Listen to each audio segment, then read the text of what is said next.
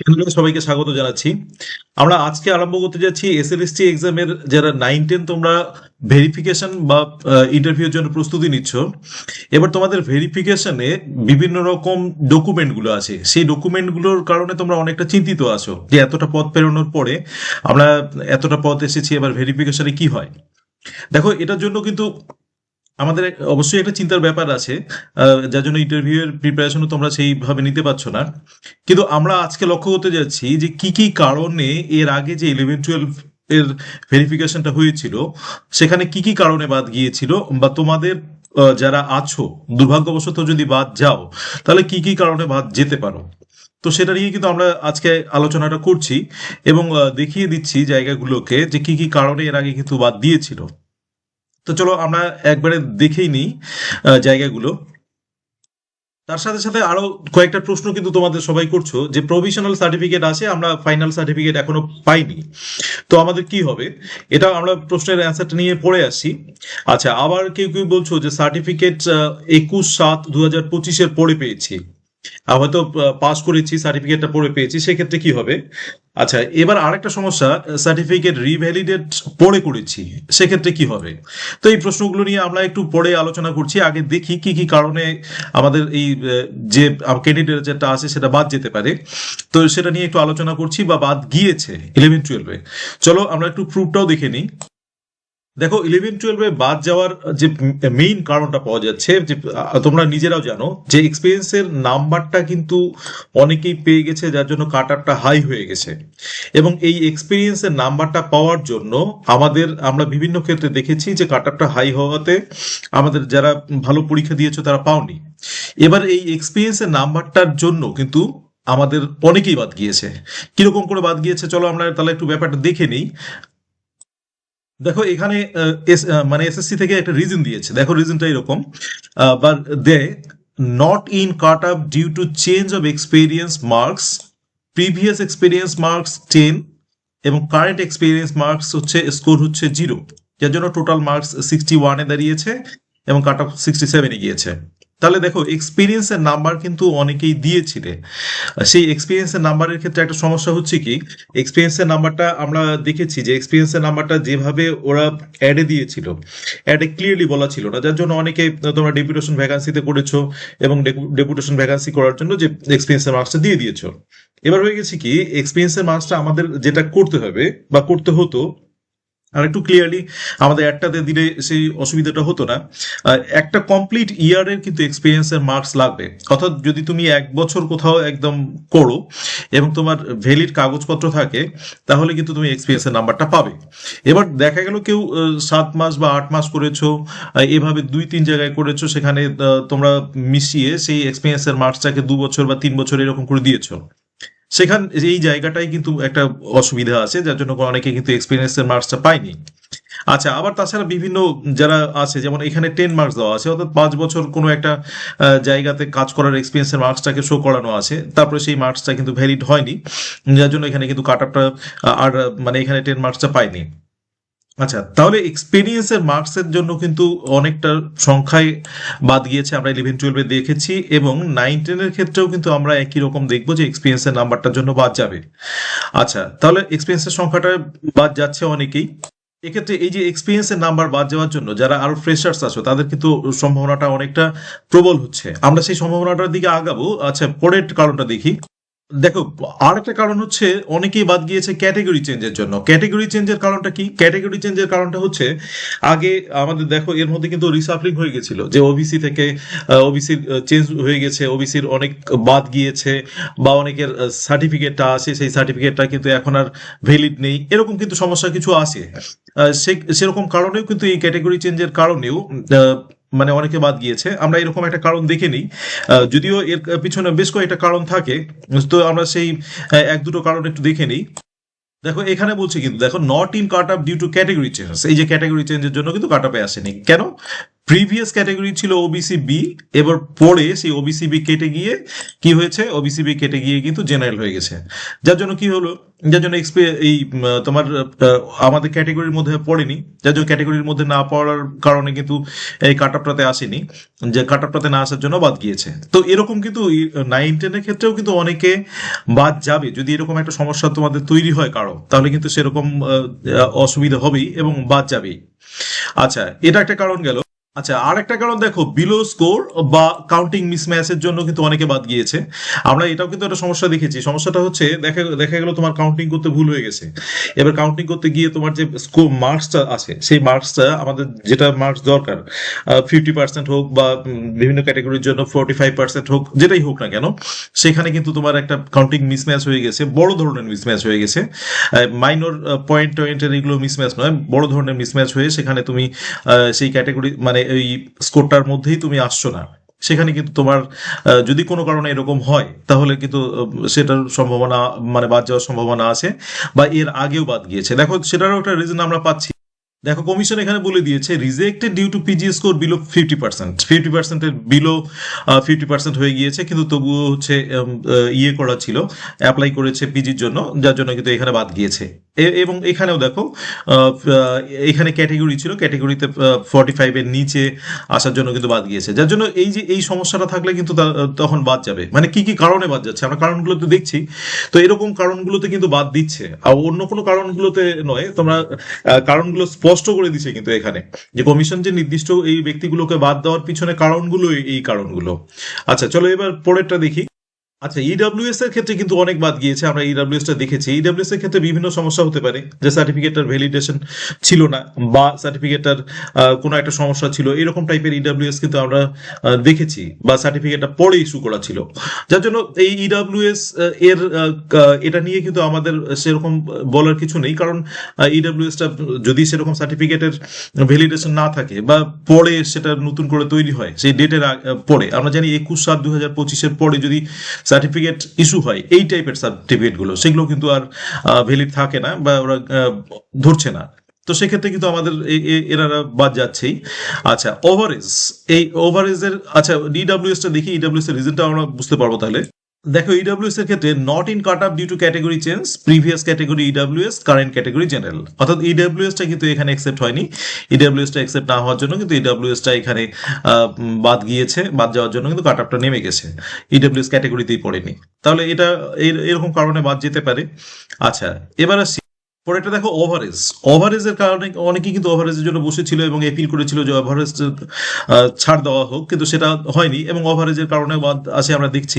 Average দেখো, লিখে দিয়েছে রিজেক্টেড ডিউ টু ওভারেজ, এই যে ওভারেজটাকে কিন্তু এখানে মেনশন করে দেওয়া আছে। সুতরাং এই ওভারেজের কারণে কিন্তু আমাদের বাদ যেতে পারে, যাদের ওভারেজ আছো, এরকম কারণগুলো কিন্তু বাদ হবে আর কি। আচ্ছা, এবার পিএইচ ক্যাটাগরি। দেখো, পিএইচ এ কিন্তু অনেক ক্যান্ডিডেট বাদ গিয়েছে। পিএইচ এ বিশেষ করে সমস্যাটা হচ্ছিল যে দু ধরনের সমস্যা এই সার্টিফিকেট গুলোর ক্ষেত্রে আমরা দেখি। সেটা হচ্ছে, একটা হচ্ছে সার্টিফিকেটের ভ্যালিডিটি কোনো কারণে সেটা আর নেই, বা সেই পার্সেন্টেজ যেটা রিকোয়ারমেন্ট সেটা নেই। পিএইচ এর ক্ষেত্রে দেখা গেল একটা নির্দিষ্ট পার্সেন্টেজ লাগে, সেই পার্সেন্টেজটা নেই, কিন্তু তবু বসেছে। আচ্ছা, আরেকটা কারণ হচ্ছে যে পড়ে সার্টিফিকেটটা বানানো, 21/7 পড়ে করা, সেই কারণেও হয়তো পিএস ক্যাটাগরিতে অনেকেই বাদ গিয়েছে। আমরা বেশ কয়েকজনকে পিএস ক্যাটাগরিতে কিন্তু দেখেছি এরকম বাদ যেতে। আচ্ছা, এবার হচ্ছে মিডিয়ামে ভুল থাকা। মিডিয়ামে ভুল থাকার কারণেও কিন্তু বাদ গিয়েছে। যদি কারো এরকম সমস্যা থাকে, একটু সতর্ক থাকতেই হবে। আচ্ছা, মিডিয়ামে কিরকম ভুল এবং রিজনটা কি, দেখো আমরা একটু দেখে নিই। মিডিয়ামে ভুলের কারণটা দেখো, rejected due to medium opted for has not been studied in any level. আচ্ছা, কোনো মিডিয়ামটাতে দেখা গেল মিডিয়ামটা বলেছে যে এই মিডিয়ামে আমি অ্যাপ্লাই করলাম, সেক্ষেত্রে বেঙ্গলি হতে পারে, কিন্তু বেঙ্গলি মিডিয়ামের কোনো সাবজেক্ট হয়তো সেই লেভেলে কিন্তু পড়াশুনো ছিল না, যার জন্য কিন্তু আমরা এই ক্যাটাগরিটাতেও বাদ দেখেছি। তার মানে মিডিয়ামের কারণেও কিন্তু বেশ কয়েকজনকে আমরা 11-12-এ বাদ যেতে দেখেছি। সেটা 9-10-এর ক্ষেত্রেও সেরকম হতে পারে। তো এরকম ক্যাটাগরি, এরকম যাদের সমস্যা, তাদের কিন্তু বাদ যেতে পারে, বা তোমরা কিন্তু একটু সতর্ক থাকবে, বা দেখতে হবে। হয়তো বাদ গেলে তো কিছু করার থাকে না, সেরকম যদি এই সমস্যাটা অ্যারাইজ করে, তাহলে সেই ভেরিফিকেশন অবধি ওয়েট করো, ভালো করে দেখো ভেরিফিকেশন অবধি। আচ্ছা, আরেকটা কারণ সে সময় ছিল 11-12 না, সাবজেক্ট না থাকার কারণেও কিন্তু বাদ গিয়েছে অনেকের। যদি এরকম একটা প্রবলেম থাকে, আমরা 9-10 ক্ষেত্রেও কিন্তু যাদের আছে এরকম সমস্যা তারা খেয়াল রাখবে। দেখো, সাবজেক্ট না থাকার কারণটা বলছে reject due to subject not studied in পিজিতে সাবজেক্ট ছিল না কিন্তু পিজিতে বসেছিল। তো এরকম যদি সমস্যা হয়, 9-10 ক্ষেত্রেও সে সমস্যাটা যে কারণ নেই তা নয়। তো যদি এরকম সমস্যা থাকে তাহলে কিন্তু বাতিল হওয়ার সম্ভাবনা থাকে, অর্থাৎ তারা বাদ যাবে। আচ্ছা, আরেকটা হচ্ছে দেখো, পাবলিকেশন অফ রেজাল্ট লেট। যদি রেজাল্ট লেটে পাবলিশ হয় সেক্ষেত্রে কিন্তু তাদের গুলোকে তো একসেপ্ট হবে না, তোমরা জানোই। সুতরাং তাদের গুলো বাতিল হবে। এখানেও এরকম আমরা বাতিল দেখেছি 11-12 ক্ষেত্রে। দেখো, 11-12 ক্ষেত্রে রিজনটাও দিয়ে দিয়েছে কারণটা। দেখো, not in cut up due to change of experience marks. Sorry, এটা এক্সপিরিয়েন্স মার্কস গেল। এই যে এখানে যেমন বলেছে rejected due to publication of MSc result after 21st 7 2025। অর্থাৎ দেখো, রেজাল্ট কিন্তু পাবলিশ হয়েছে এতর পরে, সুতরাং এটাও কিন্তু রিজেক্ট হয়ে গিয়েছে এই কারণে। তাহলে রেজাল্ট পাবলিকেশনটার জন্যও কিন্তু অনেকের এরকম সমস্যা অ্যারাইজ করতে পারে এবং তাহলে কিন্তু বাতিল হতে পারে। আচ্ছা, আরেকটা দেখো, নন বিএড এর ক্ষেত্রে কি রকম। নন বিএড এর ক্ষেত্রে দেখো, অনেক সময় আমরা সেই বিএড কলেজগুলোর ক্ষেত্রে এনসিটি রিকগনিশন নেই এরকম যদি কারো থাকে, আমরা কয়েকজন ক্যান্ডিডেটকে কিন্তু 11-12 দেখেছি তাদের কিন্তু এই নন বিএড, তাদের বিএড সার্টিফিকেটটা ক্যান্সেল হয়ে গিয়েছে, যার জন্য তাদেরকে নন বিএড হিসাবে শো করেছে। এবার নন বিএড হিসাবে শো করে তাদের আর তারা ক্যান্ডিডেট তাদের বাতিল হয়ে গিয়েছে, এরকমও রিজন দেখিয়েছে কিন্তু এসএলএসটি থেকে, মানে এসএসসি থেকে। দেখো, চলো আমরা কারণটাও একটু দেখে নিই। কারণটা দেখে নাও, এই rejected due to non BEd এর কারণটা কিন্তু ওরকমই হবে। অর্থাৎ কোনো কারণে তাদের যে এনসিটি সার্টিফিকেট বা রিকগনিশনটা বা কলেজ থেকে রিকগনিশন পাওয়া যায়নি, এরকম সমস্যার জন্য কিন্তু এই নন বিএড কয়েকজন বাদ গিয়েছে, বেশি বাদ যায়নি। কিন্তু এটা কিন্তু বিভিন্ন কারণে, এনসিটি রিকগনিশন বেশিরভাগগুলোই কিন্তু একসেপ্ট হয়ে গিয়েছে। এরকম কয়েকটার বা কয়েকটা কলেজের হয়তো ছিল না, সেই কলেজের জন্য বা সেই সার্টিফিকেটটা টেকেনি, যার জন্য কিন্তু এটা বাতিল হয়ে গিয়েছে। তো তোমরা বিএড নিয়ে একটু চিন্তায় আসো, বিশেষ করে বিএড এর যে এনসিটি রিকগনিশনটা নিয়ে চিন্তায় আসো। চিন্তায় থাকাটা স্বাভাবিক। তো এটার দেখো, যাদের এনসিটি রিকগনিশনটা একদম পারবে না, তাদের ক্ষেত্রে কিন্তু এই সমস্যা, কিন্তু সাধারণত সবগুলোই অ্যাকসেপ্ট হয়ে গিয়েছে। সুতরাং অনেকগুলো ক্যান্ডিডেট কিন্তু আমরা 9-10 এর ক্ষেত্রে দেখবো যে অনেকেই বাদ যাবে এই সব কারণগুলোর জন্য। এটা আমাদের একদম এসএসসি থেকে স্পষ্ট করে বলে দেওয়া আছে যে এই কারণগুলো যদি হয় তাহলে, যেমন 9-10 এর ক্ষেত্রে, সরি 11-12 এর ক্ষেত্রে বাদ গিয়েছে, তেমনই কিন্তু 9-10 এর ক্ষেত্রে বাদ যাবে। এবার কতগুলো তোমরা জানো যে ক্যাটাগরি আপডেটেশনের পরে কেস হয়েছিল একটা, তার জন্য কিন্তু একটু ক্যান্ডিডেটের সংখ্যার এপাশ ওপাশ হয়ে গিয়েছিল। সেটা তো অনেকটা বিচারাধীন ব্যাপার, সেটা তো আমরা আগে থেকে সেটা কিছু বলারও থাকে না। সুতরাং সেটা যদি হয় তাহলে আবার তারা ফিরে পাবে সেই জায়গাগুলোতে। তো এই কারণগুলো মোটামুটি কিন্তু আমাদের নির্ভর করবে যে আমাদের ক্যান্ডিডেটটা কতটুকু থাকবে। আচ্ছা, সেক্ষেত্রে বড় একটা যারা টেনশনে আছে তাদের বিশেষ করে সার্টিফিকেট রিভ্যালিডেশনের যে সমস্যাটা আছে, এই এই সমস্যাটার জন্যই কিন্তু অনেকটা প্রবলেমটা অ্যারাইজ করে গেছে, আর এক্সপিরিয়েন্সের নাম্বার জন্য অনেকটা বাদ গিয়েছে। সুতরাং আমরা খেয়াল করছি যে অনেক সংখ্যায় কিন্তু এক্সপিরিয়েন্সের নাম্বার বাদ যাচ্ছে, কারণ বিভিন্ন ক্ষেত্রেই আমরা এক্সপিরিয়েন্সের নাম্বারের ক্ষেত্রে এই অসুবিধাগুলো দেখেছি, যার জন্য কাট আপটা অনেকটা হাই গিয়েছে। বুঝতেই পারছো? তাহলে এবার কি দাঁড়াচ্ছে, দাঁড়াচ্ছে কিন্তু যে আমাদের ক্যান্ডিডেট সংখ্যাটা এতটা হাই হওয়ার জন্য, অর্থাৎ সরি আমাদের কাট আপটা হাই হওয়ার জন্য আমাদের অনেকে কিন্তু মানে পরে তোমরা সুযোগ পাওনি, তাদের ক্ষেত্রে কিন্তু একটা সুযোগ থাকছে। আচ্ছা, আরো কয়েকটা প্রশ্ন আমাদের আছে, তোমরা এগুলো নিয়েও চিন্তিত। দেখো, প্রভিশনাল সার্টিফিকেট আছে, ফাইনাল সার্টিফিকেট নেই, কি হবে? দেখো, প্রভিশনাল সার্টিফিকেট যখন আছে তোমার কাছে, তার মানে তোমার কাছে একটা ভ্যালিড ডকুমেন্ট আছে, এটা নিয়ে কিন্তু দুশ্চিন্তার কিছু নেই। এবার কেন এটা বলছি, দেখো, যদি ইউনিভার্সিটি থেকে তোমাকে ফাইনাল সার্টিফিকেট না দেয় তাহলে তো তুমি ফাইনাল সার্টিফিকেট রেডি করতে পারবে না। তোমাকে তাহলে কোনটা দিয়ে কাজ কাজ চালাতে হবে? তোমাকে প্রভিশনালটা দিয়ে কাজ চালাতে হবে। এইবার যখন ইউনিভার্সিটি থেকে তোমার ফাইনাল সার্টিফিকেটটা দিয়ে দিবে, সেটা যদি তুমি না উঠাও, তোমার তোমার যদি কোনো একটা গাফিলতি থাকে, সেক্ষেত্রে কিন্তু তুমি প্রশ্নের মুখে পড়বে। কিন্তু তোমার কাছে ইউনিভার্সিটি তোমাকে দেয়নি, তার মানে সেক্ষেত্রে তোমার সমস্যাটা নয়, এর প্রভিশনালটাই ওনারা নেবেন এবং এটা নিয়ে কোনো চিন্তার কোনো কোনো কিছু ব্যাপার নেই। প্রভিশনাল সার্টিফিকেট দিয়ে এটা হয়। আচ্ছা, এবার যখন তুমি সেটা পাবে, সেটা প্রডিউস করবে, সেটা এখন তো প্রডিউস করার আর সুযোগ থাকছে না। ভবিষ্যতে তুমি যখন পাবে, জয়েন করার পরে ডিআই অফিসে হোক, যে কোনোখানে হোক, তোমাকে সেই সার্টিফিকেটটার মানে যদি প্রয়োজন হয় তুমি প্রডিউস করবে। আচ্ছা, তবে এখানে প্রভিশনাল সার্টিফিকেট নিয়ে আমাদের কোনো কিছু সেরকম মাথা ব্যথা নেই, যদি না তুমি কোনো কারণে অনেক পুরনো পাস করে থাকো এবং সার্টিফিকেট উঠাওনি, তাহলে একটা সমস্যার ব্যাপার, তাহলে তোমাকে প্রশ্নের মুখে পড়তে হবে। আচ্ছা, এবার হচ্ছে দেখো সার্টিফিকেট, আরেকটা কারণ দেখো, 21/7/2000 পরে পেয়েছি, কি হবে? আচ্ছা, এগুলো কোন সার্টিফিকেট কথা বলছি দেখো, যে এমএ যদি করে থাকো তুমি এবং সেই সার্টিফিকেটটা পাস করেছো 21/7/2025 আগে, এবার সার্টিফিকেটটা তুমি পেয়েছো পরে, তাহলে কিন্তু তোমার আর কোনো সমস্যা নেই। এবার যদি দেখা গেল যে তুমি পাস করেছো, তোমার রেজাল্ট বেরিয়েছে 21/7/2000 পরে, তাহলে কিন্তু তোমার ক্যান্ডিডেটটা বাতিল হতে পারে।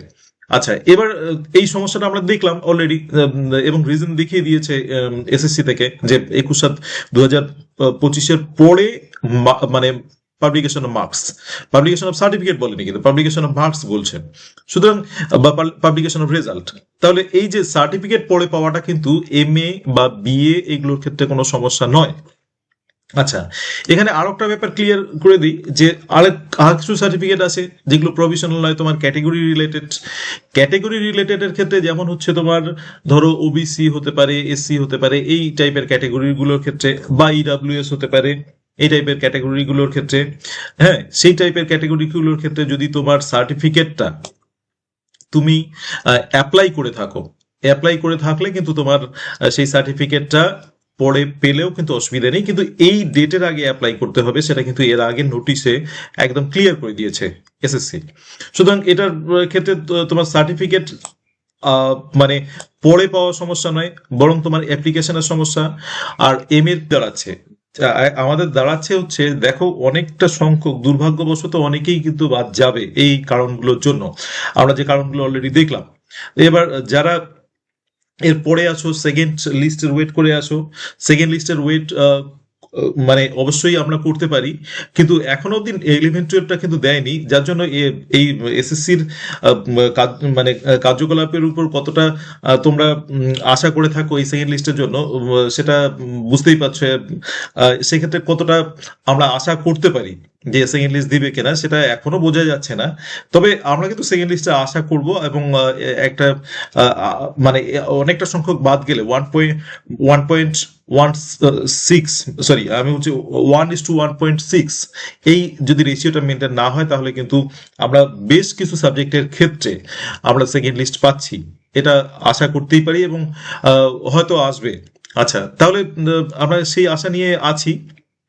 তবে এখানে কিন্তু যে এই যে এক্সপিরিয়েন্সের নাম্বারটার জন্য অনেক বাদ যাচ্ছে ক্যাটেগরি, আমরা এটা কিন্তু একদম নিঃসন্দেহে বলা যেতে পারে, কারণ আমরা 11-12 ক্ষেত্রে দেখছি যে সংখ্যাটা বাদ গিয়েছে, সেই সংখ্যাটা কিন্তু বেশ ভালো সংখ্যা।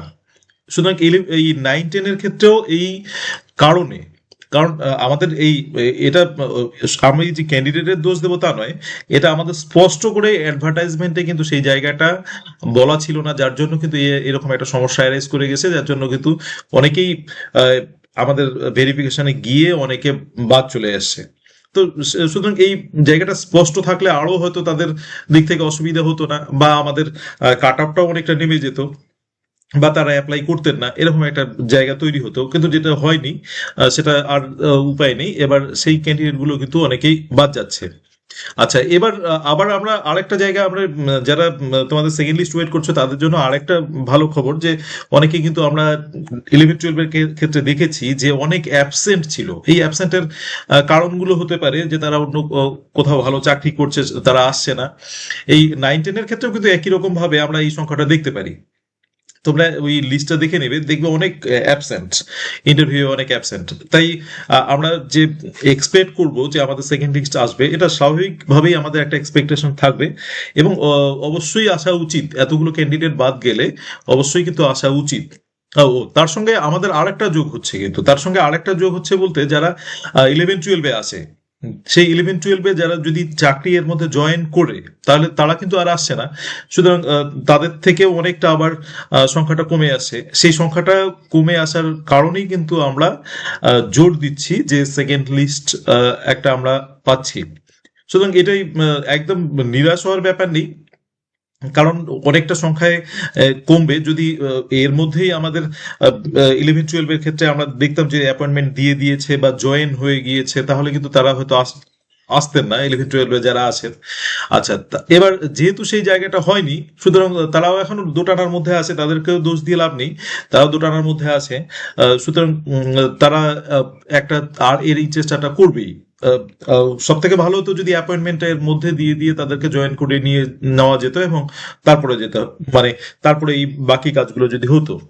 অনেকটা সময়ও লেগে গেল, কিন্তু এই সমস্যাটার কিন্তু সমাধানও হলো না, ওদের জয়েনও হয়নি, যার জন্য এই জায়গাটা কিন্তু এরপরে আরো কিছুটা খালি হবে 11-12 যদি সেই সংখ্যাটা চলে যায়। যার জন্য আমরা সেকেন্ড লিস্টে ওয়েট করছো, তোমরা অনেকেই বলছো, তো সেকেন্ড লিস্ট অবশ্যই একটা আসা উচিত এবং আশা করি আসবে। তো এটাই ছিল আমাদের আজকের একটু কিছু গুরুত্বপূর্ণ আলোচনা, বিশেষ করে এই সার্টিফিকেট বা ডকুমেন্ট নিয়ে বেশ কয়েকটা গুরুত্বপূর্ণ আলোচনা। আরো কিছু যদি তোমাদের জানার থাকে একটু আমাদের কমেন্টে লিখবে। সবসময় হয়তো উত্তরটা সঙ্গে সঙ্গে দেওয়া সম্ভব হয় না, কারণ সেই ব্যাপারটাকে একটু চিন্তা করতে হয় যে এই এটা অ্যান্সারটা কি হবে। হয়তো তোমরা ভেবে আসো আমি উত্তরটা পাচ্ছি না কেন, হয়তো সেক্ষেত্রে আমি সেই প্রশ্নটা নিয়ে ভাবছি, সঙ্গে সঙ্গে উত্তর দিতে পারছি না। তো একটু ওয়েট করবে, চেষ্টা করি আমি কমেন্ট বক্সে সবারই উত্তর দেওয়ার, এবং এই জন্যই আমাদের এই চ্যানেলের এটাই হচ্ছে আন্তরিকতা, যে আমরা সবার সাথে থাকি, তোমরাও আমার সাথে থাকো, এটাই আন্তরিকতা। এই আন্তরিকতাই কিন্তু আমাদের চ্যানেলের মূলধন, আর কিছু না। এইটুকু নিয়েই আমরা একে অপরের সঙ্গে এগিয়ে চলছি, আমাদের চ্যানেলও এগিয়ে চলছে, তোমরাও এগিয়ে চলছো, এটাই আমাদের একমাত্র সম্বল। এবং সেটা নিয়েই আমরা আমাদের চ্যানেলকে আরো এগিয়ে নিয়ে যাব ভবিষ্যতে, যাতে আরো অনেকের কাজে আসতে পারে চ্যানেলটা, সেই লক্ষ্য নিয়েই কিন্তু আমরা আগাবো। Thank you for watching the video, please subscribe the channel. Let's love blooming birds and stay tuned.